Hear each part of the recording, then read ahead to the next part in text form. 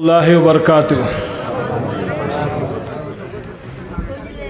درود شریف پڑھ لیں۔ اللہم صلی علی محمد وعلی آل محمد وبارک وسلم۔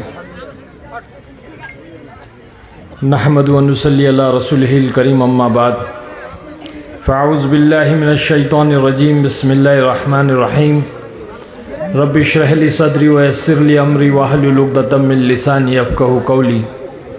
رب زدنی علما، رب زدنی علما، رب زدنی علما، رب یسر ولا تعسر وتمم بالخیر۔ سبحانک لا علم لنا الا ما علمتنا انک انت العلیم الحکیم۔ صدق اللہ العظیم۔ میرے بھائی محترم، بزرگوں، دوستو، سب سے پہلے تو میں آپ حضرات کا، تمام کا اور یہاں پر موجود تمام انتظامیات، اس مدرسے کے صدر اور منتظم اور سارے لوگوں کا میں تہہ دل سے شکر ادا کرتا ہوں کہ آپ لوگوں نے مجھے یہاں پر انوائٹ کیا، مجھے مدعو کیا، یہاں پر بلایا اور میری عزت افزائی، حوصلہ افزائی کی۔ اللہ پاک آپ لوگوں کو جزائے خیر عطا فرمائے۔ میرے بھائی، بزرگوں، دوستو، اللہ جل جلالہ و من والو نے ہم سب کو ایمان والا بنا کر کے اس دنیا میں بھیجا ہے۔ ہم سارے ایمان والے مسلمان ہیں۔ اللہ نے ہمیں مسلمان کہا، ایمان دیا اللہ نے ہمیں۔ یہ بہت بڑی دولت ہے۔ ہمیں نہیں پتہ اس ایمان کی قیمت کیا ہے۔ اللہ پاک نے خود فرمایا ہے، حدیث قدسی ہے، اللہ قدوس ہے۔ اللہ خود فرماتا ہے کہ ساری کائنات کو، یہ ساتوں زمین، ساتوں آسمان، سورج، چاند، ستارے،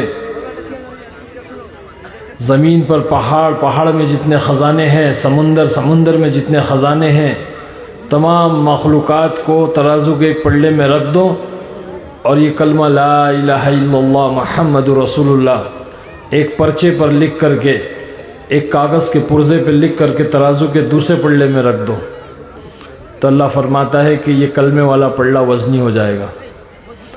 اور ہم سب جانتے ہیں کہ وزنی پلڑا جو ہے نیچے کی طرف آتا ہے اور ہلکا پلڑا جو ہوتا ہے وہ اوپر کی طرف جاتا ہے۔ یہ اتنا وزنی ہے، اتنا وزنی ہے کہ کائنات کو اٹھا کر کے ہواؤں میں اور فضاؤں میں پھینک دے گا۔ اللہ نے وہ کلمہ عطا فرمایا، اور پھر اللہ نے یوں فرمایا کہ جب تک کہ ایک کلمہ پڑھنے والا اس روح زمین پر رہے گا، اس کائنات میں رہے گا، اللہ پاک ساری کائنات کے نظام کو چلائے گا۔ اور جس دن ایک کلمہ پڑھنے والا نہیں رہے گا، اللہ فرماتا ہے کہ ہم اس کائنات کو توڑ ڈالیں گے۔ اللہ کے نزدیک ایمان والوں کی اتنی قدر و قیمت ہے کہ ایک ایمان والے کی وجہ سے اللہ دنیا کے نظام کو چلانے کے لیے تیار ہے۔ آج اس دنیا میں ایمان والے نے اپنی قدر و قیمت کو نہیں جانا، اپنے آپ کو نہیں پہچانا، اپنے اللہ کو نہیں پہچانا، اپنے اللہ کو، اپنے معبود کو، اپنے رب کو نہیں پہچانا۔ دوستو، ہم نے نہیں پہچانا۔ آج ہم اس اللہ کو چھوڑ کر کے، اس کے بھیجے ہوئے رسول صلی اللہ علیہ وسلم کو چھوڑ کر کے ہم اپنی من مرضی کی زندگی گزار رہے ہیں۔ ہم رب چاہی زندگی نہیں گزار رہے، ہم من چاہی زندگی گزار رہے ہیں۔ یہی وجہ ہے کہ آج سارے عالم کے اندر مسلمان پریشان ہیں، ایمان والے پریشان ہیں۔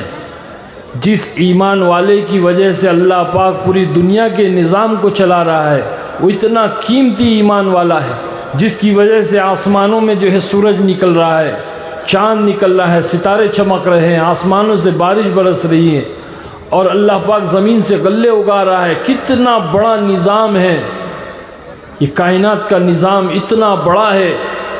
ہم کبھی بیٹھ کر کے سوچیں، وہ ایک ایمان والے کی وجہ سے، ایمان والوں کی وجہ سے اللہ ساری کائنات کے ساری مخلوق کو اللہ کھلا رہا ہے، پلا رہا ہے، اور آج دنیا کے اندر یہ ایمان والا پریشان ہے، ذلیل ہو رہا ہے، رسوا ہو رہا ہے۔ ہاں، میرے بھائی بزرگ دوستو، اس کی وجہ یہ ہے کہ ہم نے اللہ کو چھوڑ دیا، اللہ کے حکموں کو ہم توڑ رہے ہیں، نبی کے طریقے کو ہم چھوڑ رہے ہیں۔ ہاں، دو چیزیں ہیں، اللہ کا حکم اور نبی کا طریقہ۔ اللہ کے حکموں کو حضرت محمد صلی اللہ علیہ وسلم کے طریقے سے پورا کرنے کا نام دین ہے، اور دین جس کی زندگی میں ہوگا، اللہ کہتے ہیں کہ ہم اس کو دنیا میں بھی کامیاب کریں گے اور آخرت میں بھی کامیاب کریں گے۔ دنیا میں بھی عزت، اللہ ہر ایک چیز اللہ کامیابی کی عطا فرمائیں گے، اور آخرت جو ہمیشہ ہمیشہ کی ہے، اللہ پاک وہاں ہمیشہ ہمیشہ کے لیے کامیاب کر دیں گے۔ دین، اللہ نے دین ہمیں کامیاب ہونے کے لیے دیا ہے، اور آج یہ دین ہماری زندگیوں میں نہیں ہے۔ زندگیوں میں کیا ہے، بلکہ ہماری زندگیوں سے دھکے کھا رہا ہے۔ حضرت محمد صلی اللہ علیہ وسلم کا لایا ہوا دین ہماری زندگیوں سے دھکے کھا رہا ہے۔ آج یہ دین ہمارے گھروں سے دھکے کھا رہا ہے، ہماری شادی بیاہوں سے دھکے کھا رہا ہے۔ آج یہ دین ہمارے کاروبار سے دھکے کھا رہا ہے، ہماری زندگی کے ہر شعبے میں سے یہ دین دھکے کھا رہا ہے۔ آپ لوگوں کا تو مجھے پتہ نہیں یہاں کیا کس طرح سے ہوتا ہے، ہم بامبے میں دیکھتے ہیں، کیونکہ میں بامبے کا رہنے والا ہوں، میری پیدائش بامبے میں ہوئی ہے، پلا بڑا بامبے میں۔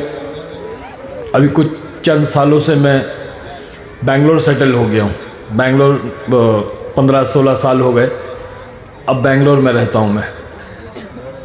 تو بمبئی، بنگلور، یہ سارے بڑے بڑے شہر ہیں، یہاں ہم دیکھتے ہیں شادی بیاہوں میں بڑے بڑے ہالوں کے اندر جو ہے مسلمانوں کی جو شادیاں ہوتی ہے، وہاں پر ہر قسم کی جو ہے وہ بے حیائی، بے پردگی اور اسراف، ناجائز چیزیں، موسیقی، آرکیسٹرا، ڈسکو، اور یہ ساری چیزیں، اس طرح کا ماحول ہوتا ہے۔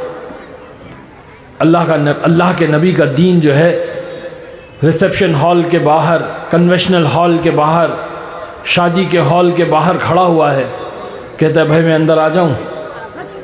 تو مسلمان کہتا ہے کہ نہ بھائی نہ، تو نہیں آ سکتا، تو باہر کھڑا رہے۔ یہاں پر اگر تو اندر آئے گا تو یہ تمام چیزوں کو ہمیں ختم کرنا پڑے گا، یہ بے حیائی، بے پردگی، یہ ننگا ناچ، یہ آرکیسٹرا، یہ موسیقی، یہ ویڈیو شوٹنگ، اور یہ تمام چیزیں جس کو اللہ اور اس کے رسول نے منع کیا ہے، اس کو روکنا پڑے گا، اس کو بند کرنا پڑے گا، اس لیے تو باہر کھڑا رہے۔ آج ہماری شادی میں بڑے بڑے لوگ آئے ہوئے ہیں، مالدار لوگ ہیں، سیلیبریٹیز ہیں، پولیٹیشنز ہیں، سب کو خوش کرنا ہے، سب کو خوش کرنا ہے، رشتہ داروں کو خوش کرنا ہے، دوستوں کو خوش کرنا ہے، تمام مہمانوں کو خوش کرنا ہے، چاہے اللہ ناراض ہو جائے، ہمیں کوئی پرواہ نہیں۔ یہ کون کہہ رہا ہے؟ یہ مسلمان اپنے اعمال سے کہہ رہا ہے، اپنی حرکت سے کہہ رہا ہے، اپنے عمل سے یہ بتلا رہا ہے کہ سب خوش ہونا چاہیے، ایک ایک مہمان خوش ہو کر کے جانا چاہیے، چاہے اللہ اور اس کے رسول ناراض ہو جائے۔ تو دین جو ہے شادی بیاہوں سے دھکے کھا رہا ہے۔ دین کاروبار کے باہر کھڑا ہوا ہے، دکان کے باہر کھڑا ہوا ہے، فیکٹری کے باہر کھڑا ہوا ہے، دین کہہ رہا ہے اندر آ جاؤں؟ مسلمان کہتا ہے نہ بھائی نہ، تو اندر مت آنا، تو اندر آئے گا تو سچ بولنا پڑے گا، اور سچ بولیں گے تو کاروبار کہاں سے ہوگا؟ تو اندر آئے گا تو صحیح تولنا پڑے گا، صحیح ناپنا پڑے گا، صحیح تولیں گے اور صحیح ناپیں گے تو منافع کہاں سے ہوگا؟ تو اندر آئے گا تو تمام انٹرسٹ ختم ہو جائے گا۔ آج بینک کو ہم میں انٹرسٹ ہے، ہم کو بینک میں انٹرسٹ ہے، یہ تمام انٹرسٹ ختم ہو جائے گا، یہ تمام تعلق ختم ہو جائے گا، اس لیے تو باہر کھڑا رہے۔ تو اللہ کے نبی صلی اللہ علیہ وسلم کا لایا ہوا دین کاروبار کے باہر دھکے کھا رہا ہے۔ اسی طرح سے زندگی کے ہر شعبے میں گھروں کے باہر کھڑا ہوا، اندر آ جاؤ؟ نہیں بھائی، اندر آئے گا تو تمام جو ہے منچائی کو چھوڑنا پڑے گا، صحیح وقت پر اٹھنا پڑے گا، فجر میں اٹھنا پڑے گا، صبح صبح، ہاں صحیح وقت پہ سونا پڑے گا، تمام گھر کے اندر شریعت کا حساب رکھنا پڑے گا، ہر ایک چیز کا پردے کا اہتمام کرنا پڑے گا، کالے پیلے ڈبے سب نکالنے ہوں گے، من چاہی کو چھوڑنا ہوگا، اس لیے بھائی تو باہر کھڑا رہے۔ تو دوستو بزرگوں، کہنے کا مطلب یہ ہے کہ آج اللہ کا دین، اللہ کے رسول صلی اللہ علیہ وسلم کا لایا ہوا دین ہماری زندگیوں سے دھکے کھا رہا ہے۔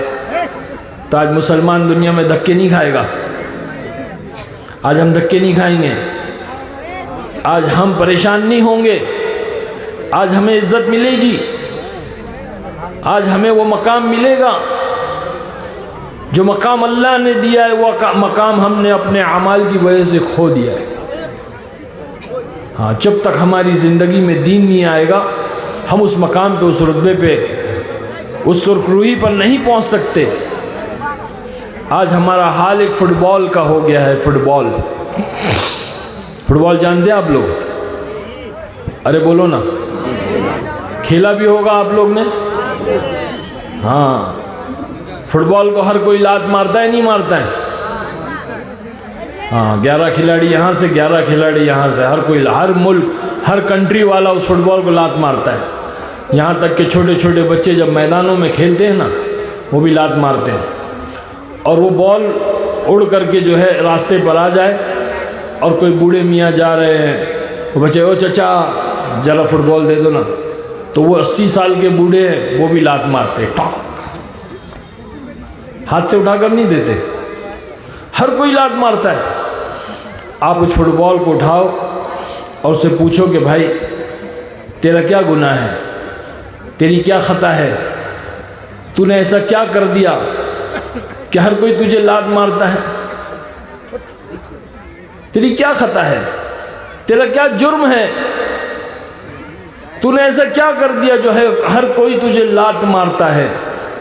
اللہ پاک اگر اس فٹ بال کو گویائی دے دے، زبان دے دے، سپیکنگ پاور دے دے، کہنے کی طاقت دے دے، تو فٹ بال کہے گا میرا صرف اتنا گناہ ہے، میرا صرف اتنا جرم ہے، میری صرف اتنی خطا ہے کہ میں اندر سے خالی ہوں۔ میں کیا ہوں بھائی؟ ارے بولو نا، اندر سے خالی ہوں۔ اگر میں اندر سے بھرا ہوا ہوتا تو کسی مائی کے لال میں طاقت نہیں تھی جو مجھے لات مارتا۔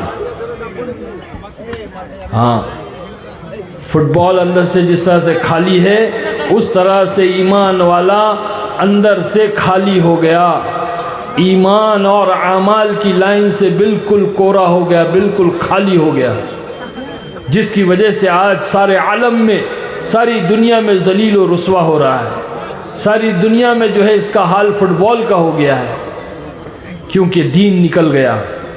جس دین کے لیے اللہ نے ایمان والے کو، جس دین کو بلند کرنے کے لیے، جس دین کو سارے عالم میں پھیلانے کے لیے، ساری انسانیت کو دین دینے کے لیے اللہ نے بھیجا، آج مسلمان خود اس سے خالی ہو گیا۔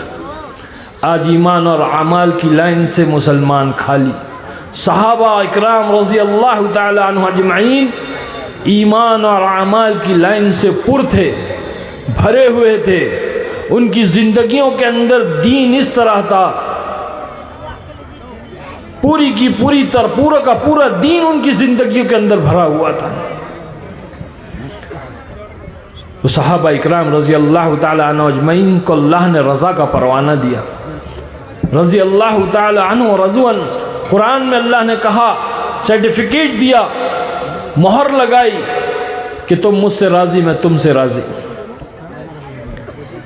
آج اللہ ہم سے ناراض ہے، آج اللہ ہم سے روٹھا ہوا ہے، آج اللہ ہم سے غصہ ہے، لیکن وہ غفور الرحیم ہے، اس لیے آج ہم اس سرزمین کے اوپر موجود ہے، ورنہ ہمارے اعمال، ہماری بدعمالیاں، ہمارے گناہ، کہیں ہم نے کوئی ایسا کام نہیں چھوڑا کہ جو ہماری ہلاکت کے لیے کافی نہ ہو۔ میرے بھائی بزرگوں دوستو، میں آپ کے سامنے آیا نہیں، اللہ نے مجھے بھیجا ہے۔ اللہ تعالیٰ ہر شعبے میں سے لوگوں کو بھیج رہا ہے۔ آج دنیا کے اندر دعوت و تبلیغ کی محنت ایک عظیم الشان محنت، ایک وہ محنت جس کو سارے نبیوں نے کیا، ایک وہ محنت جس کو اللہ کے رسول صلی اللہ علیہ وسلم نے کیا، وہ دعوت و تبلیغ کی محنت کی برکت سے اللہ تعالیٰ نے آج مجھے آپ کے سامنے بھیجا۔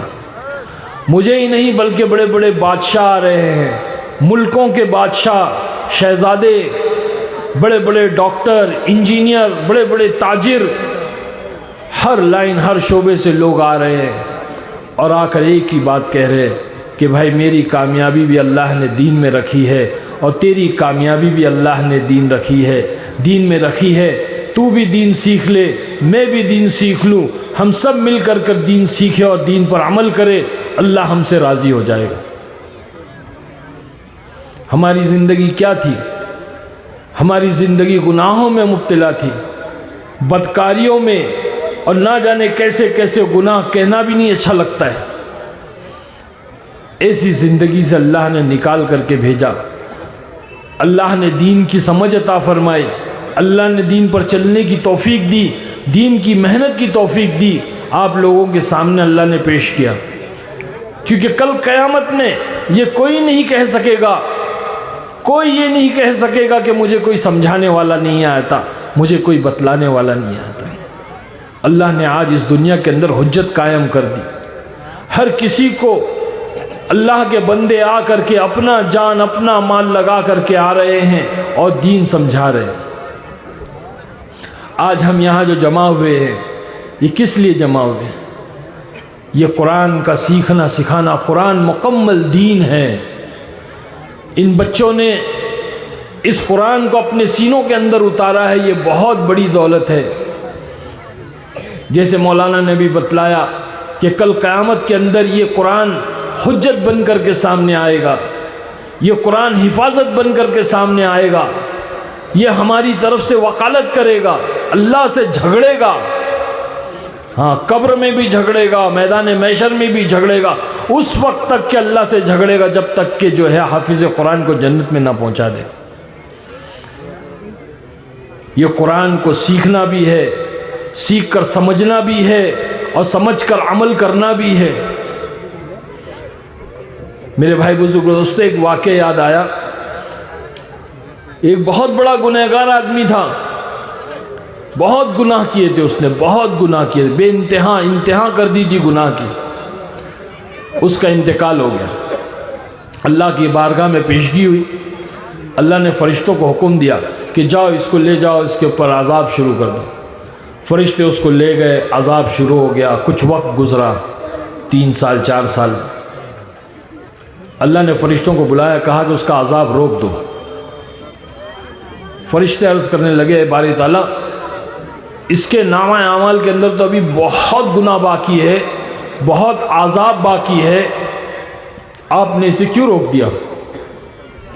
اللہ جل جلالہ و عز وجل نے فرمایا کہ اس شخص کے گھر میں ایک بیٹا پیدا ہوا تھا